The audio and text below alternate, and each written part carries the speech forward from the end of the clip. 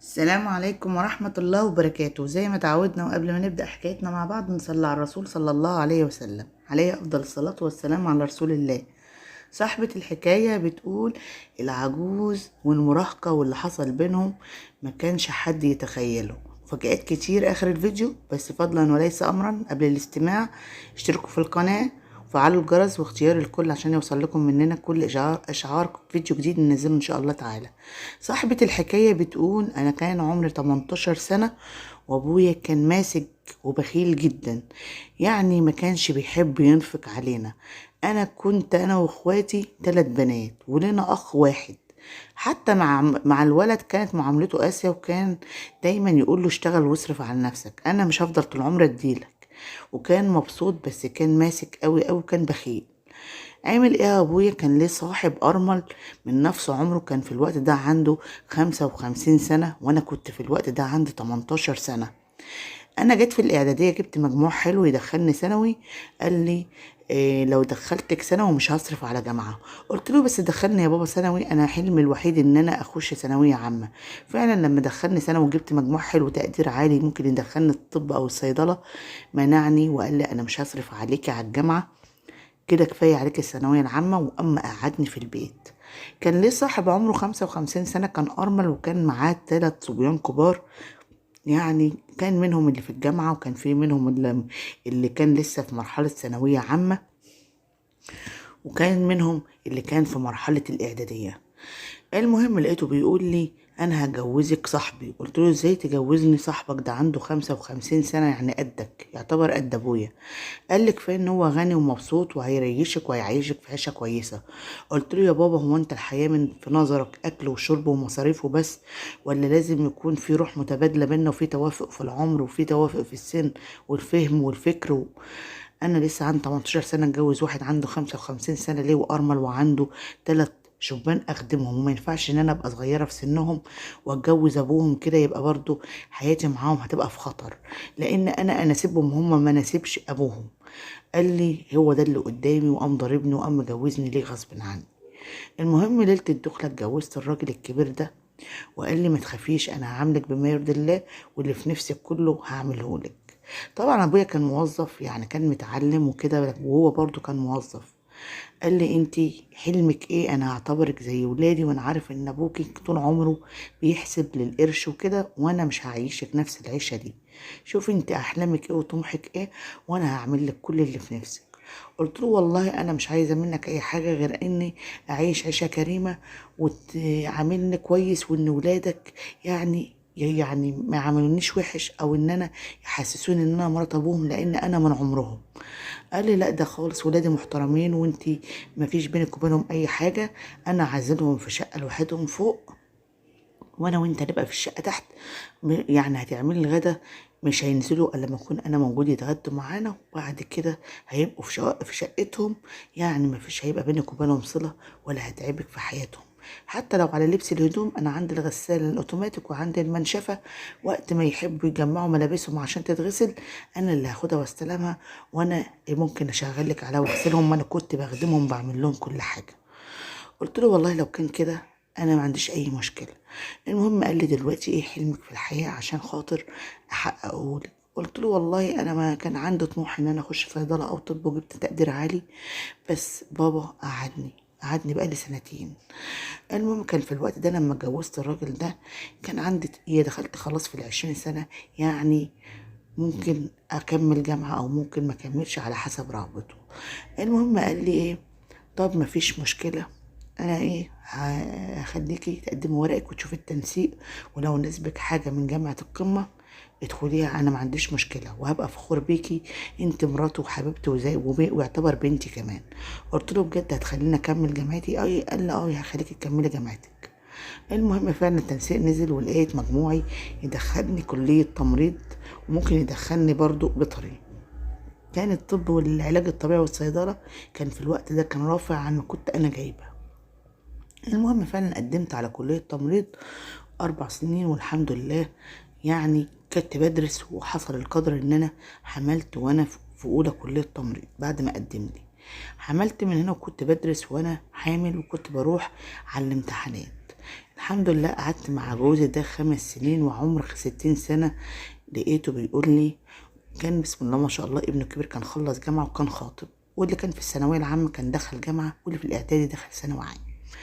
قال لي ايه رأيك ان احنا نقسم التركة عشان ما اظلمكيش، عشان خاطر اللي في بطنك. في الوقت ده انا كنت حامل في محمد، عمره كان في الوقت الحمل ده 4 شهور. قلت له ربنا يديك طول العمر، انت بتتكلم في ايه؟ انت الحمد لله يعني ربنا يدومك في حياتنا، انت نعمة. انا ما حسيتش بحنان الاب والزوج والاخ والحبيب الا معاك انت. ما تتكلمش في الكلام ده، فلا الله ولا فالك، ما تفوتش عن نفسك، ربنا يديك العمر كله ويخليك لنا وتفرح بالبيبي اللي جاي لك ده. قال لي يا بنتي ما حدش يعني ضامن الموت من الحياة، وانا ولادي برضو 3 صبيان، انتي مش هتقدري عليهم والله اعلم يعني هيعاملوك ازاي لو جرالي حاجة.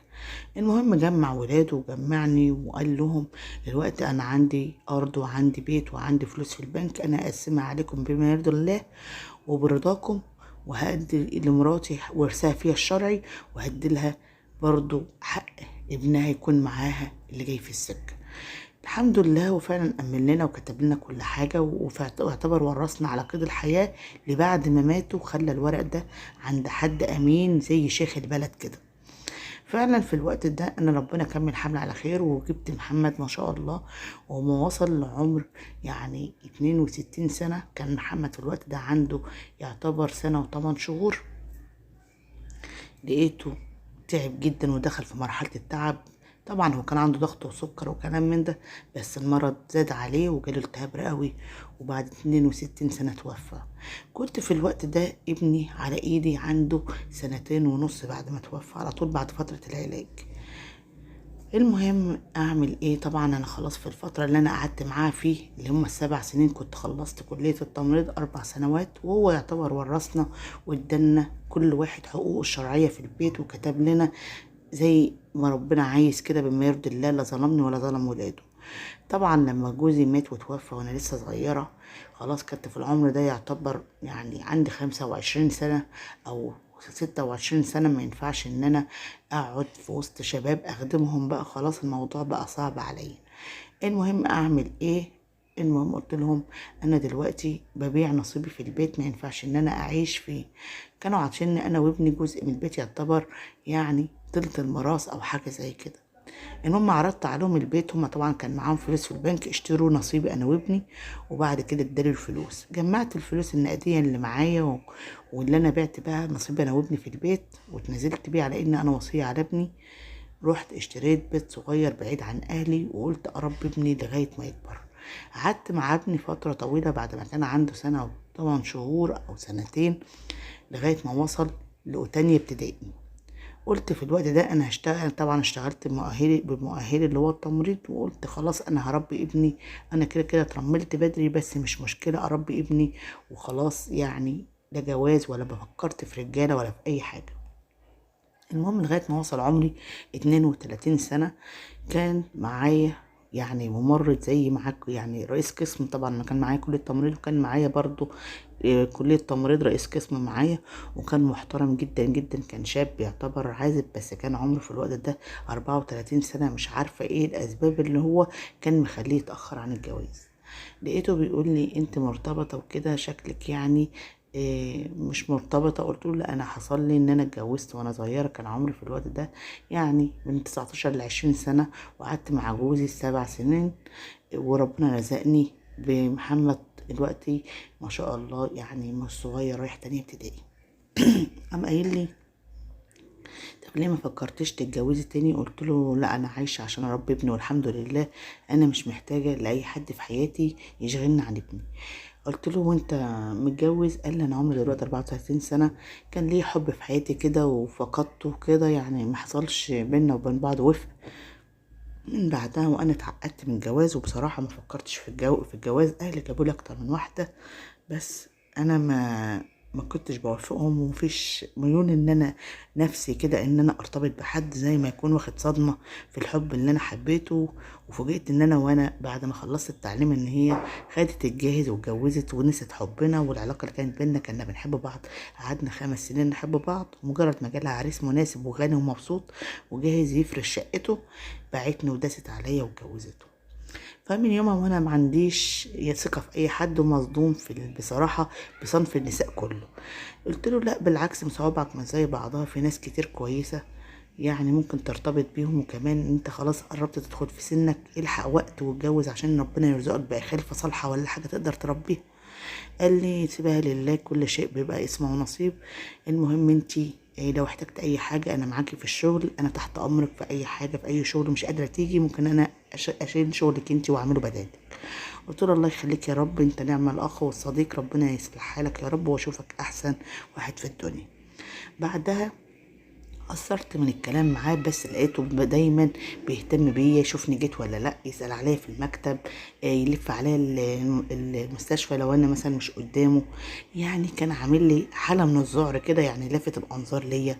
فمرة قلت له ايه يا استاذ ابراهيم، انت مالك كده يعني عمال تدور عليا وبتسأل عليا كل ما اتأخر شوية؟ قال الكل يقول لي استاذ ابراهيم عايزك، بيسأل عليكي مش عارف ايه، خير في حاجة؟ قال لي بصراحة اليوم اللي انت ما بتأخري فيه او ما بتجيش فيه انا ببقى متضايق، اتعودت ان انا كل يوم اصطبح بوشك الجميل ده.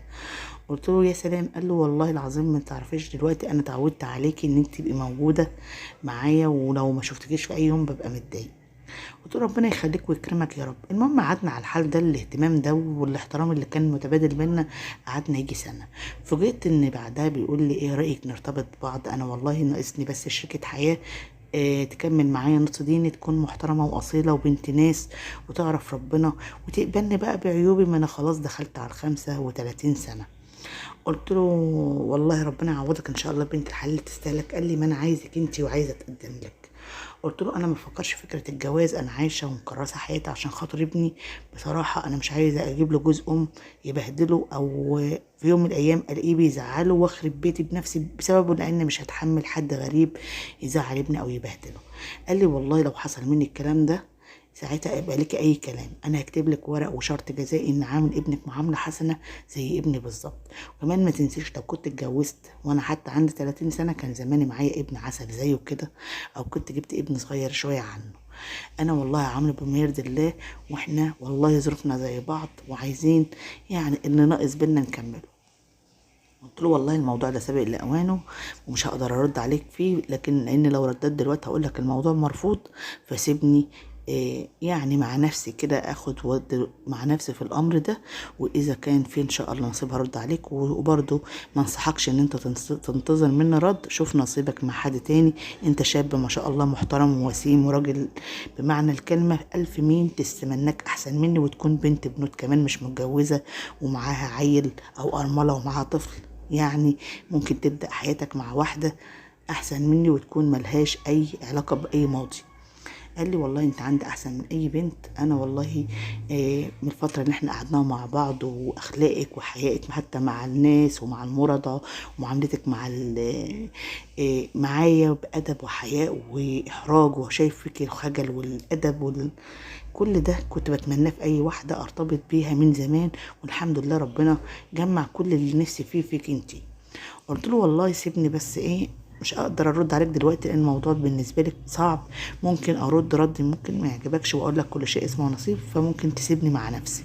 المهم فضلت اعامله عادي رسمي جدا، وبصراحه اجلت التفكير في الموضوع ده، منابني برضه صعبان عليا يتيتم وهو صغير، ومش عايزه كمان اظلمه وهو محتاجني في سن الصغير ده، كان لسه رايح تالتة ابتدائي. يعني برضه سن طفولة محتاج حنان ورعاية أكتر من أي وقت. المهم قعدت طنشت الموضوع وكبرت دماغي. لقيته بعد شهرين كده بيقول لي ما ردتش عليا وما قلتليش ايه رأيك فيا، انت عايزاني ولا لا؟ انا والله اتمنى ان انا اتجوزك النهارده قبل بكره. قلت له والله سيبني استخير ربنا. المهم فعلا صليت الاستخارة مرة واتنين وتلاتة ولقيت نفسي مرتاحة. جيت ابص لقيت نفسي لما جه يسألني قلت له خلاص ما عنديش اي مشكلة. كان في الوقت ده يعني بابا توفى الله يرحمه، وكانت امي اللي كانت عايشة، ما كانش بابا موجود، وكان ليا اخوات ما شاء الله كبار برضو. اللي هو اخويا اللي كان وحيد على 3 بنات كان متجوز ومخلف، وكان في دماغ يعني كان هو يعتبر وكيلي وولي امري. قلت له والله انا بابا متوفي ووالدتي ست كبيره، ممكن تكلم اخويا، هو يعتبر ولي امر دلوقتي. قال لي مفيش مشكله. المهم قال لي اديله، طب اديله رقمه، رن عليه وربط معاه ميعاد. وفعلا خد رقم اخويا ورن عليه وربط معاه ميعاد، وجالنا يوم جمعه.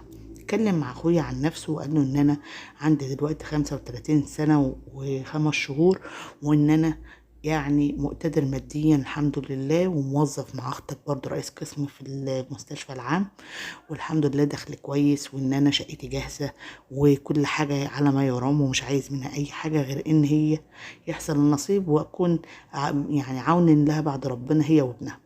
اخويا لما شافه طبعا متقدم لي، لان طبعا أنا كنت في الوقت ده شاريه بيت لوحدي، وكان اخويا دايما يقول لي ما تدخليش حد، ما تروحيش لحد، خافي على نفسك، انت ست ارمله العين عليكي. فكان نفسه يجي لي واحد مناسب عشان يخليني اتجوز ويشيل همه عني، عشان خاطر برضه ما يبقاش شايل مسؤوليته شايل هم. قال لي هي موافقة. قلت له والله هي رمت الموضوع عليك، وقالت ولي أمر أخويا الكبير هو يعتبر هو مكان أبويا. قال لي أنا عن نفسي ما عنديش مانع، والحمد لله وافق. وقال لي وانتي؟ قلت له على خيرة الله. وحصل طبعا كاتب كتاب واتجوزنا وجهز ودخلنا على طول. مفيش بعدها طبعا في الفترة دي أنا أجلت الحمل سنتين. يعني عشان ظروف صحية او كده. انا قلت لما استتب نفسيا شوية معاه الاول، واشوف علاقته مع ابني، واشوف مثلا هيعامله كويس ولا لا. لو لقيته كويس مع ابني وكان يعني زي ما وعدني بديل الاب، انا في الوقت ده اسيب نفسي اخلف.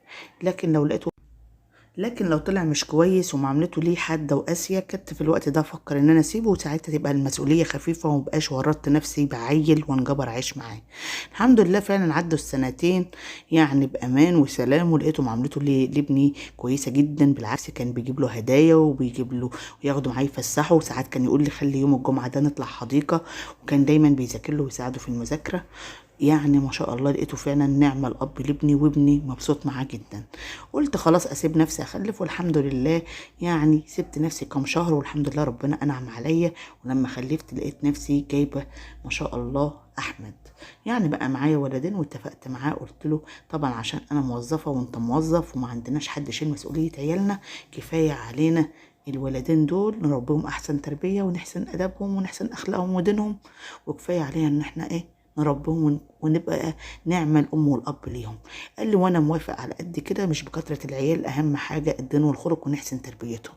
والحمد لله ربيت محمد مع أحمد أحسن تربية، وبسم الله ما شاء الله كان ربنا مبارك فيهم وهديهم. وكان محمد بيحب أخوه جدا، وبصراحة نفعني كتير. كان لما يلاقيني مشغولة في المطبخ بعمل غدا ولا بعمل أي حاجة، كان يقول لي يا ماما هات أخويا وأنا أشيله على رجلي وألعبه كده على ما أنت تخلصي. بالنسبة ان محمد بسم الله ما شاء الله كان وصل للوقت ده 8 بتاع 10 سنوات، او داخل في 11 سنة. يعني كان كبر ونضج، وكان بيقول لي ما تشيليش هم اخويا، انا هشيل مسؤوليته عنك.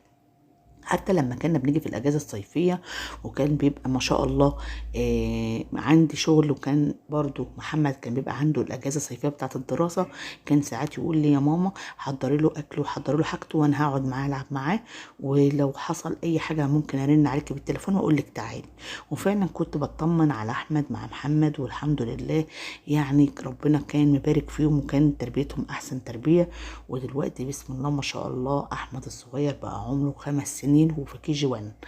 يعني الحمد لله خلفتي ربنا كان مبارك فيها، وجوزي ما شاء الله كان زوج صالح ونعم الزوج.